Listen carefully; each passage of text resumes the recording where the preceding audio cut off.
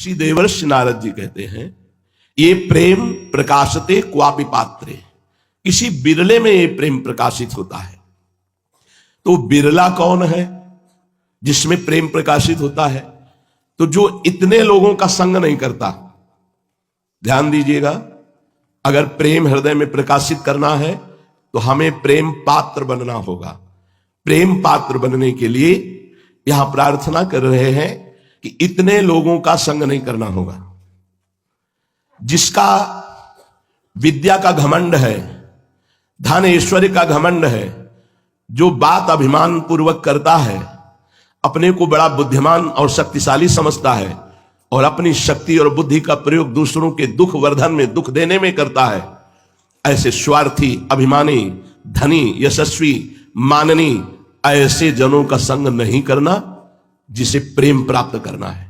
ध्यान दीजिए, जिसको विद्या का अभिमान है, ऐश्वर्य का घमंड है, बातों में अभिमान झलकता है, बुद्धि और शक्तिमान होकर के वो दूसरों को दुख देता है, धर्म, कर्म, स्वार्थ सब अभिमान के बसीभूत होकर करता है, वो अपने को पूजनीय और माननीय समझता है, ऐसे का संग कभी नहीं करना चाहिए उसे, जिसे भगवत प्रेम प्राप्त करना है, पहला।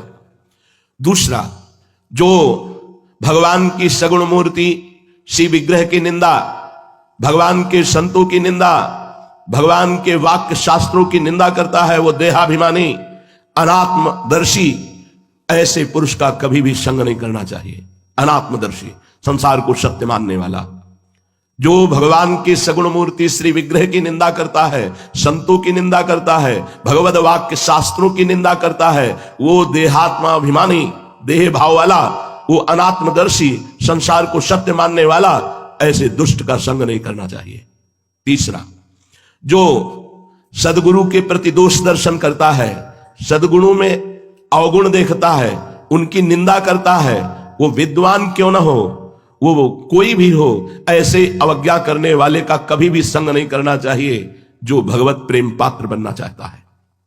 चौथा, जिसका स्वभाव बन गया है कटु वचन बोलना, दूसरे को पीड़ा पहुंचाना, जो अपनी इंद्रियों की तृप्ति में ही आनंद मानता है, जिसका स्वभाव बन गया है दूसरों का दोष दर्शन करके निंदा करना, ऐसे भगवत भक्ति से रहित पुरुषों का कदापि संग नहीं करना चाहिए, जिसे भगवत प्रेम पात्र बनना है। पांचवा, जिसने अपना मित्र केवल इंद्रियों को बनाया है, आशा और भोग और ममता में ही जो आसक्त है, जो सद्विचार रहित है, जो भगवत भक्तों से विमुख है, ऐसे का कभी संग नहीं करना चाहिए, जिसे भगवत प्रेम पात्र बनना है।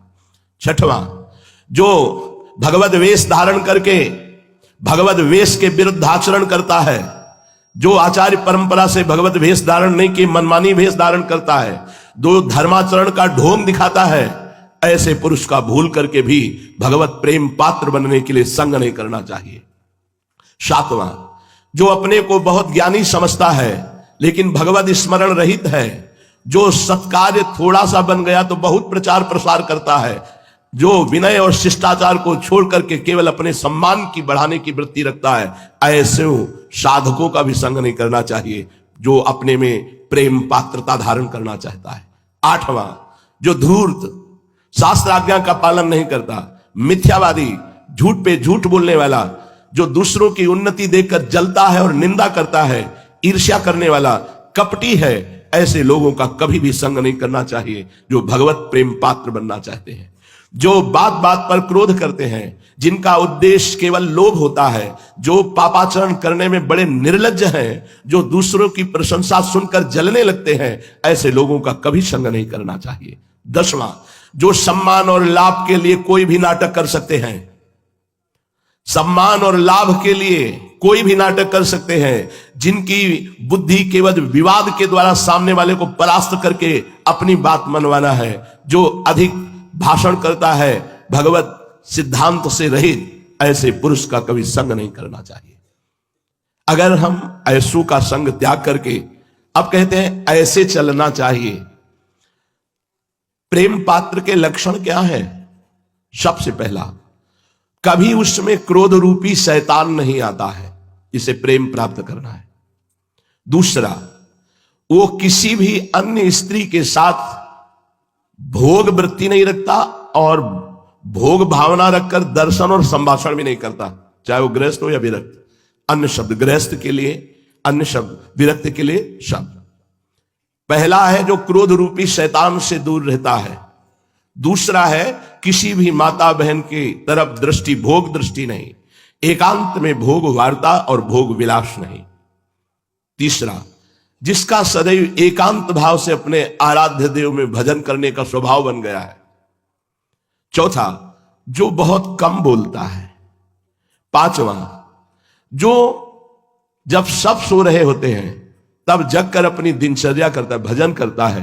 ये 5 बातें जिनमें होती हैं वो प्रेम पात्र बन जाता है। पीछे 10 बातों का त्यागी, ऐसे लोगों के, ऐसे संगों के, ऐसे वार्ता करने वालों के कभी संग में नहीं।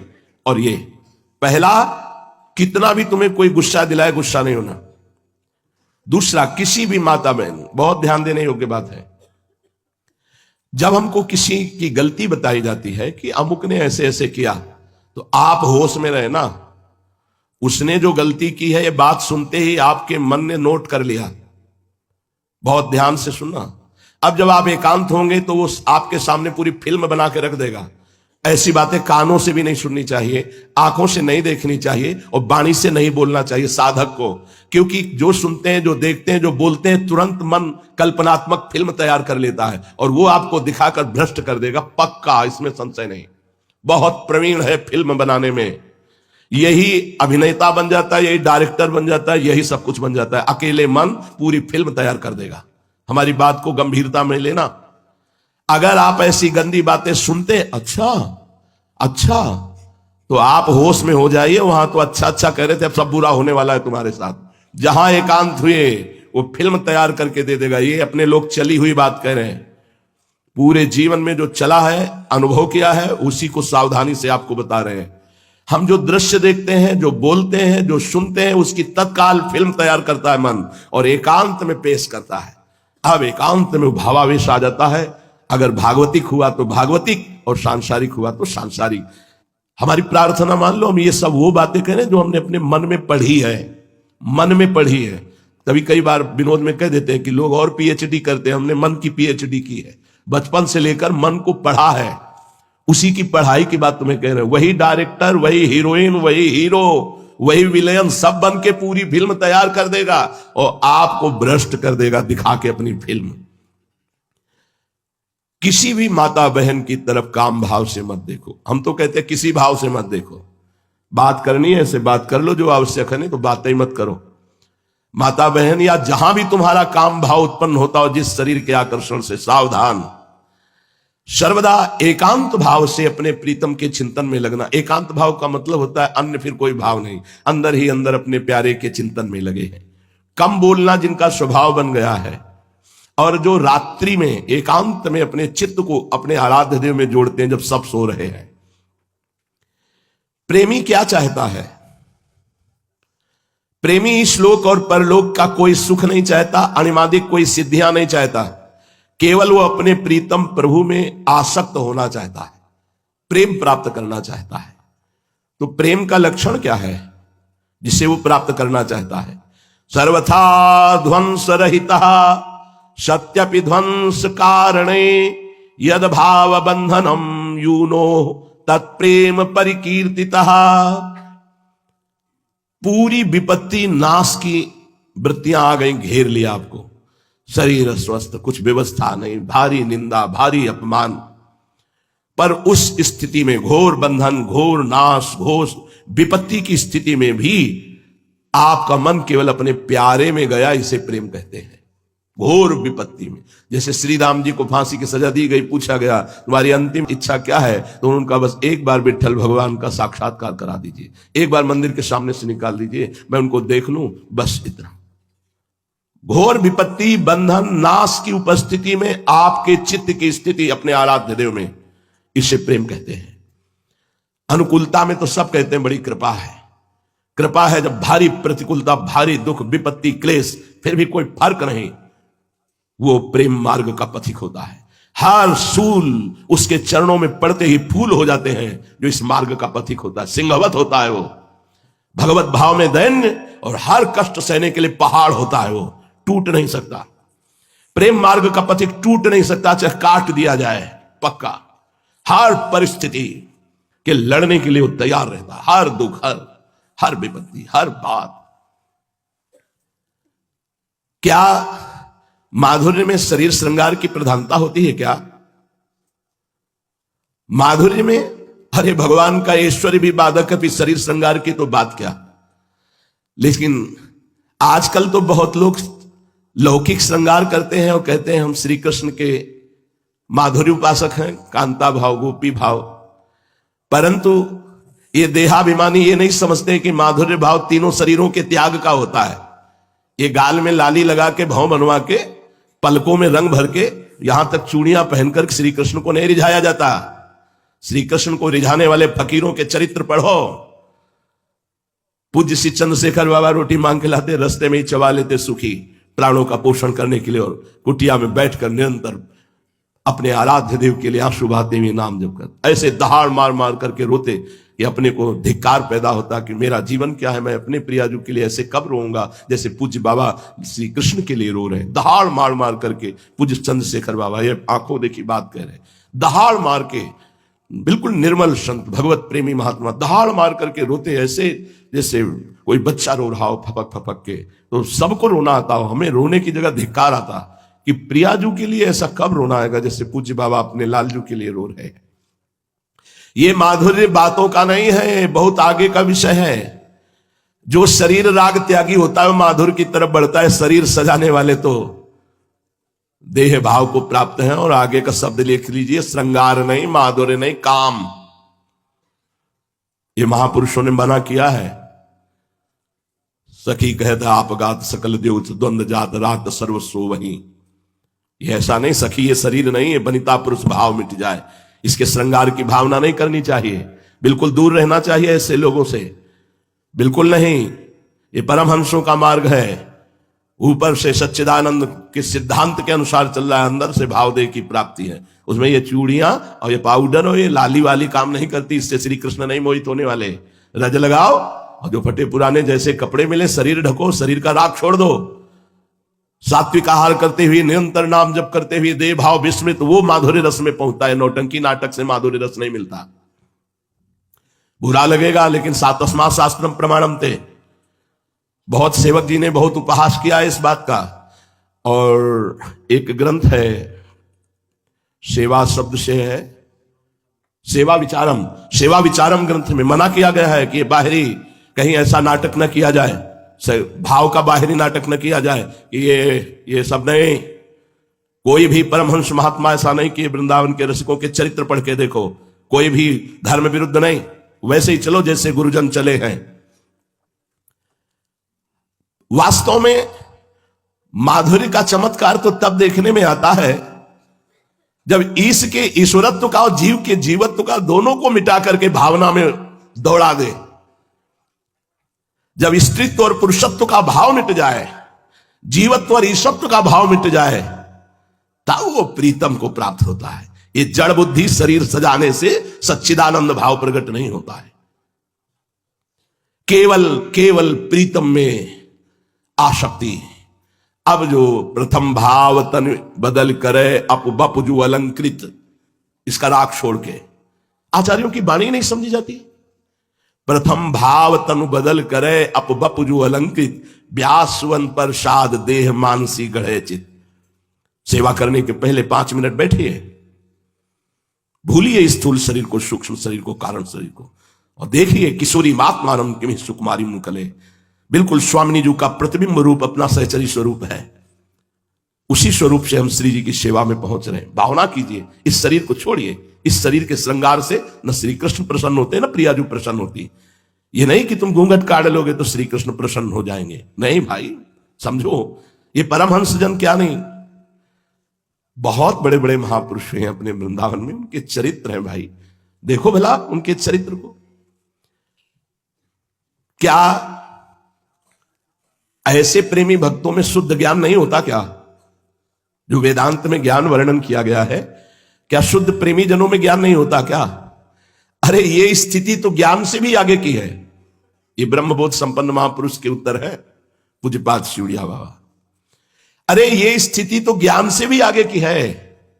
तत्व ज्ञान तो उसको बीच में ही हो जाता है। जैसे अपने कई बार बोले हैं कि वासुदेवा स्वरमिति, यहां से हमारी पढ़ाई शुरू होती है वृंदावन नित्य विहार की। जो गीता जी की पूर्णता है वो यहां से प्रवेश है, वासुदेवा स्वरमिति समात्मा सुदुर्लभा, तो यहां फिर प्रारंभ होता है।